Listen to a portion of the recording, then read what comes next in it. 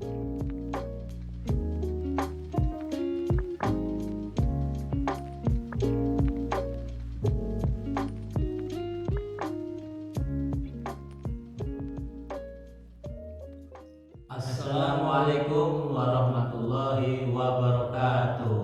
Salam salim, salam istiqomah, salam sejahtera untuk semuanya. Semangat terus. Ya. Jangan lupa ya subscribe, like dan komen. Lonceng. Mantap. Teng.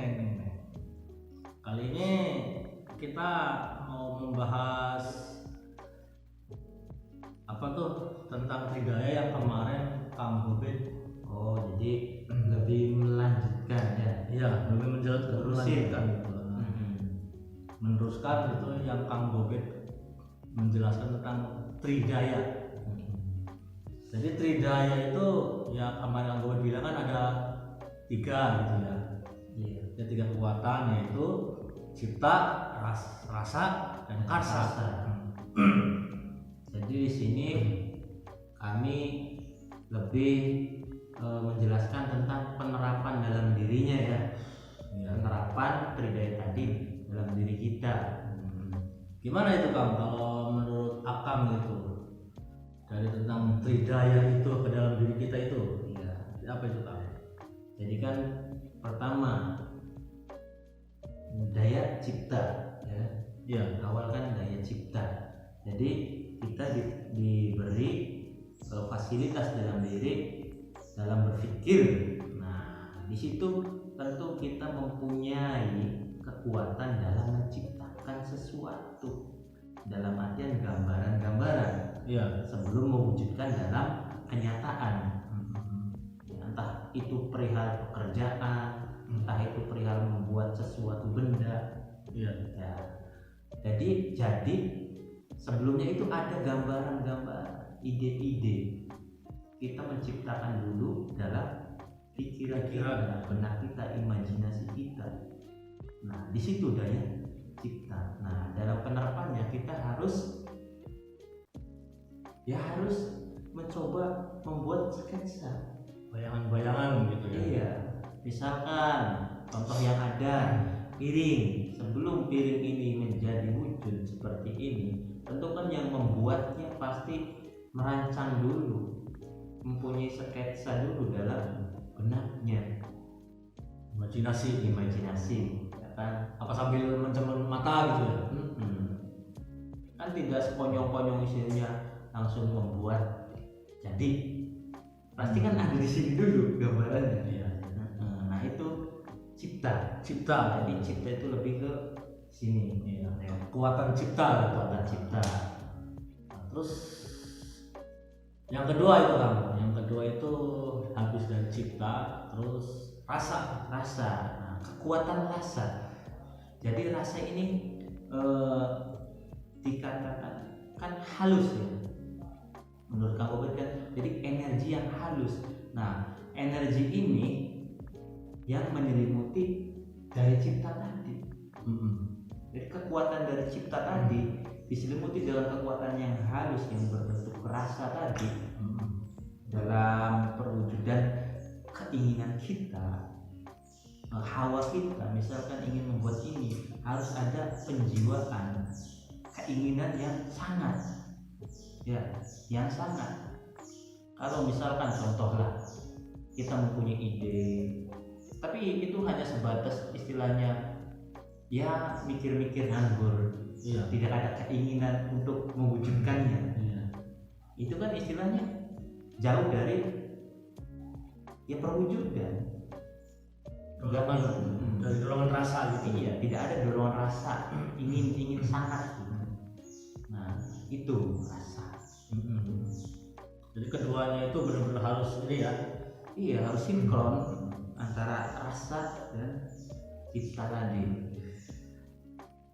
Ya, itu tadi yang namanya kekuatan rasa. Iya. Jadi keduanya harus saling mendorong.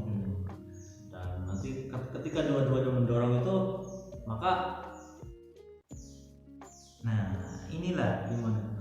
yang ketiga. Yang ketiga ya.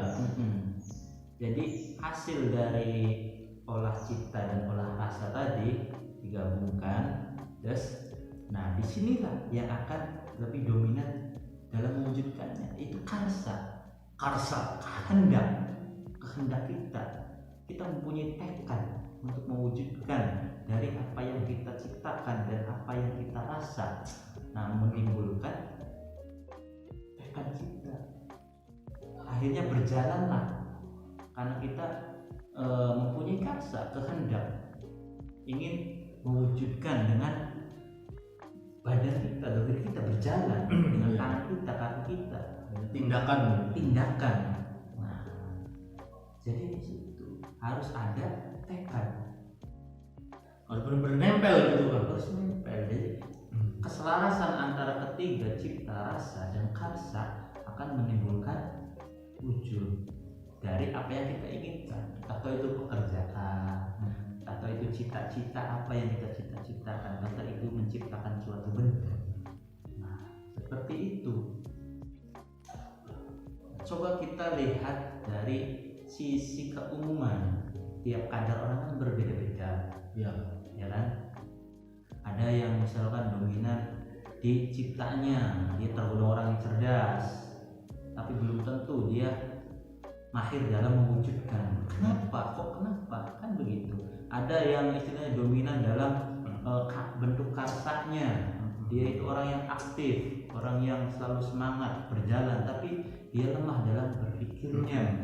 Nah, itu istilahnya jauh dari apa? Dia bisa mewujudkan sesuatu keinginan. Jadi terkadang juga itu ini kan, terkadang juga apa namanya, ketiga-tiganya sudah selaras gitu ya. Kadang dari istilahnya manusia sifat manusiawi gitu. Kadang apakah dari rasa dulu gitu kan? Apa sehingga menimbulkan semangat gitu. Ya. Jadi kalau masalah yang timbul itu cipta, rasa atau karsa dahulu itu tidak jadi masalah. Tidak jadi masalah. Misalkan orang itu dominannya di karsanya, ya dalam bergeraknya, dia itu terlihat selalu gesit, tapi dia kurang berpikir. Tapi kalau dia memang tekadnya kuat, yakin, nah di dalam perjalanannya dia itu akan istilahnya kembali kepada dirinya jikalau dia menghadapi kegagalan. Maksudnya introspeksi, mengenai diri, kok kenapa saya bisa gagal. Nah, akhirnya timbul di situ peningkatan, kadarnya meningkat.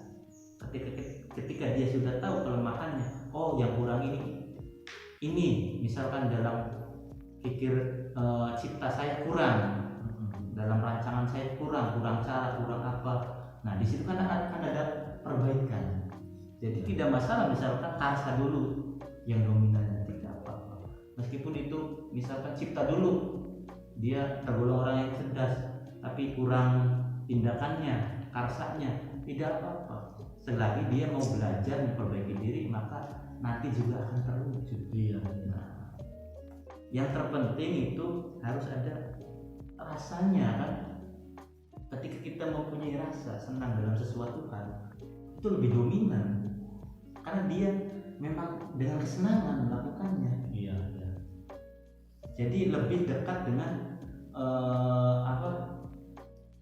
yang ada dari lebih dekat dengan kemampuan dirinya, potensi dalam dirinya. Nah, saya itu lebih senang dalam hal ini. Nah, nanti perjalanan lebih cepat. Biasanya kalau didasari lebih dengan kesenangan. Begitu. Terus kalau misalnya gini kan, kita juga ya tidak lepas gitu ya. Iya. Semuanya itu atas kehendaknya sang pencipta gitu ya. Kalau penjelasan ke sini gimana ya?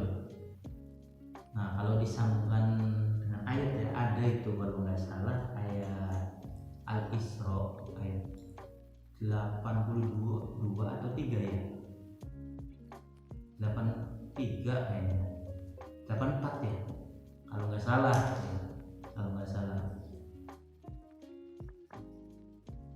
84. Nah, iya di situ kalau nggak salah jadi kan ayat itu kan ditujukan kepada putusan. Tapi di situ hakikatnya putusan kan untuk menyampaikan kepada kita. Jadi di situ tuh yang intinya semua yang dilakukan itu jadi kan pada kadarnya masing-masing, keyakinan masing-masing orang itu dalam berekspektasi dalam pikirannya masing-masing. Jadi yang menurut dia benar dalam pikirannya ya benar. Ya, jadi masalahnya di sini, di situ tuh kita kan sering mempermasalahkan, istilahnya memperdebatkan. Kata saya begini, yang benar tuh begini, kata Kang Baci begini. Ya. Nah, aslinya itu tidak jadi masalah. Karena yang penilaian sejatinya yang tahu yang benar itu yang di atas. Yang penting kita berjalan dengan keyakinan kita. Kalau kita yakin itu benar, ya lakukanlah. Masalah salah dan benar kita harus siap tanggung jawabnya. Karena sesuatu yang dilakukan kita di sini, di alam sini kan ada pertanggungjawabannya, ada hisabnya. Karena kita sebagai khalifah yang dititipkan untuk mengolah alam ini. Dikasih kuasa, dikasih kuasa. Bukan hanya sebatas pasal ya begini. Tapi ayo lakukan, ulang, pergunakan dengan baik. Apalagi disambungkan dengan cipta rasa karsa, maka buatlah sesuatu yang bermanfaat di muka bumi ini. Jadi dari cipta rasa dan karsa itu sudah menyatu gitu ya. Iya. Jika selaras itulah jalan kita sebagai khalifah. Ya, saya kira cukup sekian gitu pemirsa. Ya mudah-mudahan nih tadi pembahasan tadi itu ada manfaatnya buat diri kita semua dan juga yang di sana. Ya jangan lupa nanti subscribe-nya, like dan komen dan tombol notifikasi. Oke, itulah tadi cukup sampai di sini aja. Assalamualaikum warahmatullahi wabarakatuh. Salam istiqomah. Semangat terus.